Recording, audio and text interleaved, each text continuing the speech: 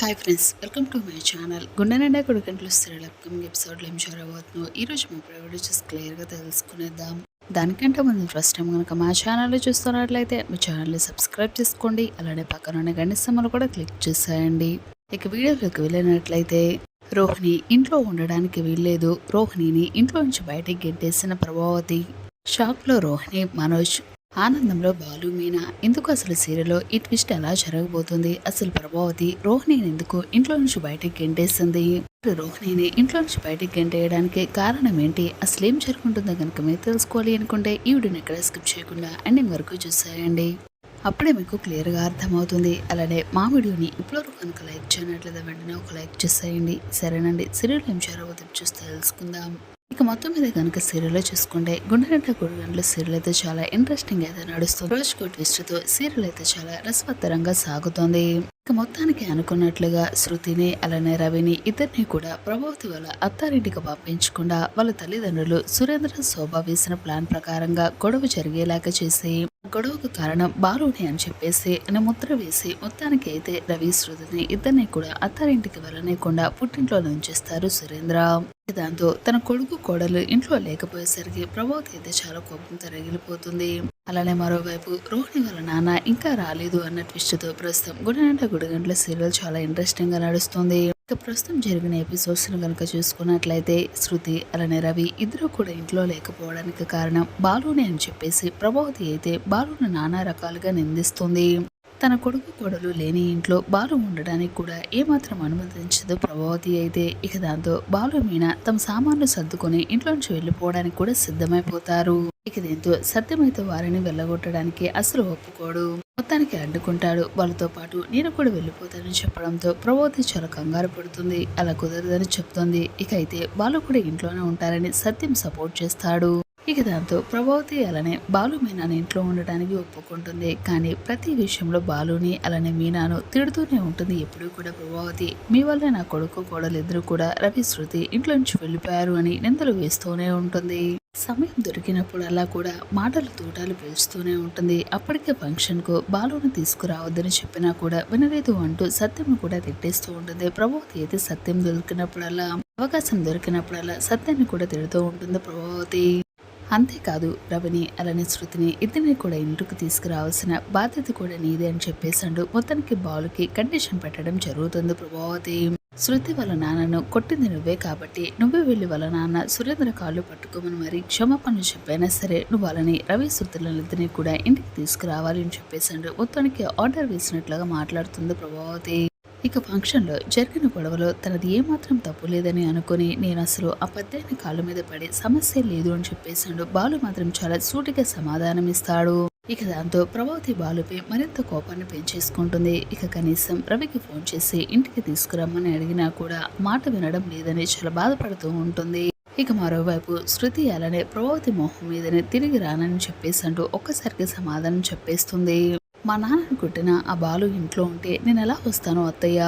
ఒకవేళ మీరు కనుక నన్ను చూడాలి అనుకుంటే వీడియో కాల్ చేయండి, అప్పుడు నేను మీతో వీడియో కాల్లో మాట్లాడతాను, సరిపోతుంది కదా అని చెప్పేసాడు. మొత్తానికి ప్రభావతికి షాక్ ఇస్తుంది. దాంతో అత్త అనే గౌరవం లేకుండా ఎంత సూటిగా మాట్లాడుతుందేమో అని చెప్పేసాడు. మనసులో చాలా బాధపడుతూ ఉంటుంది, కోప్పడుతుంది ప్రభావతి అయితే. ఇక మరోవైపు రవి, శృతి ఇద్దరు కూడా ఇంటికి రాకపోవడంతో కాస్త ఊపిరి పీల్చుకుంటుంది. ఇక తన ప్లాన్ ప్రకారం కాకపోయినా సరే బాలు వల్ల ఇంకా పెద్ద గొడవ జరిగే ఉందని, దాంతో తన అత్త ప్రభావతి గురి తన వైపు నుంచి తప్పించుకుంటుందని మొత్తానికి రోహిణి తన మనసులో చాలా ఆనందపడుతుంది. ఇక తనను తన తండ్రి మలేషియా నుంచి ఎప్పుడు వస్తాడని అడగబోరు. ఇక నన్ను ఆ డిస్కషన్ నా ముందు ఎత్తరు అని చెప్పేసాడు. మొత్తానికి రోహిణి ఊపిరి పీల్చుకుంటుంది. కానీ అనుకున్నట్టు మాత్రం ప్రభావతి మాత్రం అసలు మర్చిపోదు, అసలు ఊరుకోదు. ఇప్పటికే అసలు డైనింగ్ టేబుల్ దగ్గర టిఫిన్ చేసే సమయంలోనే మీ నాన్న ఇంకెప్పుడు వస్తాడు అని చెప్పేసి ప్రశ్నిస్తుంది. దాంతో రోహిణి ఒక్కసారిగా స్టన్ అయిపోతుంది. ఏంటత్తయ్య ఇంత పెద్ద గొడవ జరిగి రవి, శృతి ఇద్దరు కూడా ఇంటికి రాలేదు కదా, వాళ్ళ గురించి ఆలోచిస్తుందేమో అనుకున్నాను. కానీ మా నాన్న విషయాన్ని అసలు వదిలిపెట్టేలాగా లేదే, ఏం చేయాలి అని చెప్పేసాడు. రోహిణి చాలా టెన్షన్ పడుతూ ఆలోచిస్తూ ఉంటుంది. అని రోహిణికి అయితే ఒక ఐడియా వస్తుంది. వాంతి చేసుకున్న ప్రెగ్నెంట్ అనే నాటకంతో అప్పటి వరకు తప్పించుకుంటుంది రోహిణి. ఇక ప్రభావతి రోహిణి తల్లి కాబోతుందని అనుకుని చాలా సంతోషపడుతుంది. కానీ ఆనందంలోనే మలేషియా తండ్రి గురించి అడగడం మానేస్తుంది. ఇక తర్వాత కొద్దిసేపటికి ప్రెగ్నెన్సీ లేదని తెలిసిన తర్వాత మళ్ళీ రోహిణిని తన తండ్రి గురించి అడగడం ప్రారంభిస్తుంది ప్రభావతి. ఈసారి కనుక మీ నాన్న ఖచ్చితంగా రావాల్సిందేనని చెప్పేసాడు. చాలా సీరియస్ గా అంటుంది. లేదంటే నా నిజ స్వరూపాన్ని చూస్తావని చెప్పేసాడు. ఒక్కసారిగా హెచ్చరిస్తుంది. ఇక అంతేకాదు మనీష్ కూడా మనీష్ అనేసి మీ నాన్న రాకపోతే మాత్రం మా అమ్మ ప్రభావతి అసలు ఊరుకోదని చెప్పేసాడు. హెచ్చరిస్తాడు. దాంతో రోహిణికి అయితే హార్ట్ బీట్ పెరిగిపోతుంది. తర్వాత ప్రభావతి అయితే రోహిణిని పిలిచేలా అడుగుతుంది. అసలు ఫంక్షన్ జరిగి ఒక రోజు గడిచినా సరే మీ నాన్న ఎక్కిన ఫ్లైట్ ఇంకా ఇండియాలోకి ల్యాండ్ అవ్వలేదా ఏంటి? అక్కడక్కడే ఆకాశంలోనే అలానే గద్దలా తిరుగుతుందని చెప్పేసాడు. ఒక్కసారిగా ప్రశ్నిస్తుంది.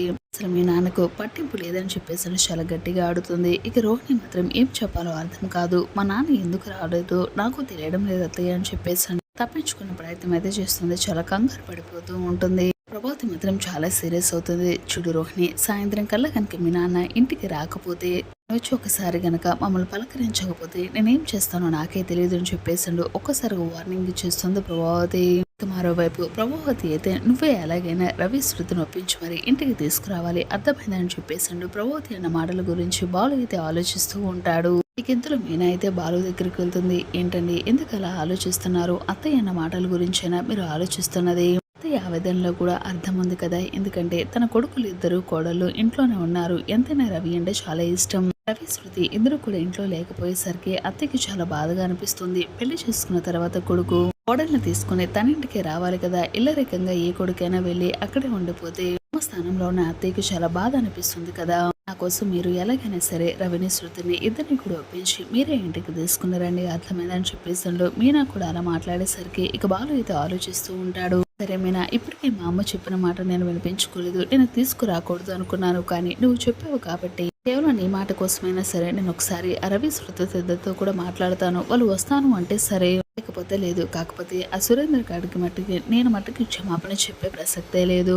అంటే వాడుకున్న పొగరికి నేను ఎందుకు తలదించాలి? ఒకవేళ నేను ఇప్పుడు క్షమాపణ చెప్పాను అంటే వాడు అసలు ఊరుకోడు. వాడు ముందు నేను తక్కువైనట్టే కదా. మాటలకు లోబడి రవి నన్ను నమ్మి వస్తే బాగుంటుంది. నా ప్రయత్నం నేను చేస్తాను మీనా అని చెప్పేసాడు. మొత్తానికి బాలు అయితే రవి శృతిని కూడా కలిసి తీసుకురావడానికి బయలుదేరతాడు. ఇక మరోవైపు రోహిణి అయితే చాలా కంగారు పడుతూ ఉంటుంది. ఏం చేయాలో అర్థం కాదు. అసలు ఇప్పుడు లేని నాన్నను ఎలా తీసుకురావాలి? సాయంత్రం కల్లా మీ నాన్న రాకపోతే ఏం చేస్తానో నాకే తెలియదు అని చెప్పేసి అత్తయ్యమంతా చాలా గట్టిగా చెప్పేశారు. ఇప్పుడు నేను ఈ ప్రాబ్లం నుంచి ఎలా తప్పించుకోవాలి అని చెప్పేసి చాలా కంగారు పడుతూ ఉంటుంది రోహిణి. కిందల ప్రభావతి అయితే రోహిణి దగ్గరకు వస్తుంది. ఏంటి రోహిణి కంగారు పడుతూ అటు ఇటు తిరుగుతున్నావు? ఒకసారి మీ నాన్నకు కాల్ చేసావు. మీ నాన్నతో ఒకసారి మాట్లాడతాను. నీకు రావడానికి ఎలాగో సమయం కుదరడం లేదు కదా. కనీసం ఫోన్ లో మాట్లాడే అవకాశమైనా ఉంటుందా? ఆ టైం అయినా దొరుకుతుందా లేదా? ఫోన్ మాట్లాడటానికి కూడా అంత బిజీగా ఉంటారా? వెంటనే రోహిణి చేతిలో ఉన్న ఫోన్ తీసుకుని మొత్తం కూడా చూస్తూ ఉంటుంది. అందులో వాళ్ళ నాన్నతో కాల్ చేద్దామని చెప్పేసి చూసేసరికి ఎక్కడ చూసినా నాన్న అని చెప్పేసి పేరు మాత్రం ఉండదు. కనీసం నంబర్ కూడా ఫీడ్ చేస్తుండదు. ఇదేంటి నీ ఫోన్ లో నాన్న అని చెప్పేసి ఫీడ్ చేస్తలేదండి. కనీసం నంబర్ కూడా లేదండి. అసలు నీకు నాన్న ఉన్నాడా, లేకపోతే కావాలని నువ్వు అబద్ధం ఆడావా? ఏంటి రోహిణి నిజం చెప్పు అని చెప్పేసి ప్రభావతి ఒక్కసారిగా నిలదీసేసరికి రోహిణి ఏమీ మాట్లాడకుండా మౌనంగా ఉంటుంది. దాంతో ప్రభావతికి అయితే అర్థమైపోతుంది. నువ్వు ఆడేదంతా కూడా నాటకమేనా అని చెప్పేసాడు. ఒక్కసారిగా కోపం వచ్చిన ప్రభావతి రోహిణి మెడబట్టుకుని ఇంట్లో నుంచి బయటకు గెండేస్తుంది. దాంతో మనసు ఒక్కసారిగా షాక్ అయిపోతాడు. అమ్మా నువ్వు అసలు ఏం చేస్తున్నావు? రోహిణిని ఎందుకు ఇంట్లో నుంచి బయటకు పంపించేస్తున్నావు? వస్తాడు కదా వాళ్ళ నాన్న. ఇక కాస్త అర్జెంట్ పనులు ఉండొచ్చు కదా. ఎందుకు నువ్వు అంత ఫోర్స్ చేస్తున్నావు రోహిణిని? నిదానంగా వస్తారా అని చెప్పేసాడు. మొత్తానికి మనోజ్ అయితే రోహిణి వైపు చాలా సపోర్టివ్ గా మాట్లాడతాడు. కానీ ప్రభావతి మాత్రం అసలు పట్టించుకోదు. ఇతర సత్యం అయితే వస్తాడు. చూడు ప్రభా, నువ్వు చూస్తున్నది ఏమాత్రం కరెక్ట్ కాదు. కోడల మీద చేసుకున్నారు. ఇంట్లో నుంచి బయటికి పంపించేస్తున్నావు. వస్తాడు కదా వాళ్ళ నాన్నగారు. నువ్వెందుకు అంత ఫోర్స్ చేస్తున్నావు? ఏదైనా పర్సనల్ రీజన్ ఉండొచ్చు. ముఖ్యమైన పని కారణంగా రాలేకపోయి ఉండొచ్చు కదా. అర్థం చేసుకోవాలి కదా. వస్తారని చెప్పేసాడు. సత్యం కూడా అనేసరికి ఇందులో ప్రభావతి అయితే చూడండి, వాళ్ళ నాన్న రావడానికి సమయం కుదరడం లేదు. కనీసం ఫోన్ మాట్లాడడానికైనా సమయం ఉండాలి కదా. సార్ మీ నాన్నకి ఫోన్ చేసావు, నేను మాట్లాడతానని చెప్పేసి ఫోన్ తీసుకుని చూస్తే కనీసం ఫోన్ లో వాళ్ళ నాన్న నెంబర్ కూడా లేదు. మా నాన్న ఫోన్ లిఫ్ట్ చేయడం లేదు, మాట్లాడటం లేదు. ఆయన వస్తారని చెప్పేసి ఏవేవో కబుర్లు చెప్పింది. మరి ఫోన్ లో కనీసం నాన్న అనే నెంబర్ ఉండాలి కదా. నెంబర్ కూడా లేదేంటి? మరేంటి ఇదంతా అని చెప్పేసి ప్రభావతి ఒక్కసారిగా షాక్ ఇస్తుంది. చూసారు ఫ్రెండ్స్, మరి రోహిణికి అసలు నాన్న లేడు అన్న విషయాన్ని ప్రభావతి అయితే తెలుసుకోబోతుంది. మరి అప్కమింగ్ ఎపిసోడ్ లో గుండె నిండా 3 గంటల సీరియల్ అయితే ఖచ్చితంగా ఇలా అయితే జరగబోతుంది. వీడియో నచ్చినట్లయితే తప్పకుండా ఒక లైక్ చేయండి. అలానే మా ఛానల్ గుండె నిండా 3 గంటల సీరియల్ అప్కమింగ్ ఎపిసోడ్ లో ఏం జరగబోతుంది డైలీ తెలుసుకోవాలి అనుకోండి. మా ఛానల్ సబ్స్క్రైబ్ చేసుకోండి. అలానే పక్కన ఉన్న గంట సింబల్ కూడా క్లిక్ చేసేయండి.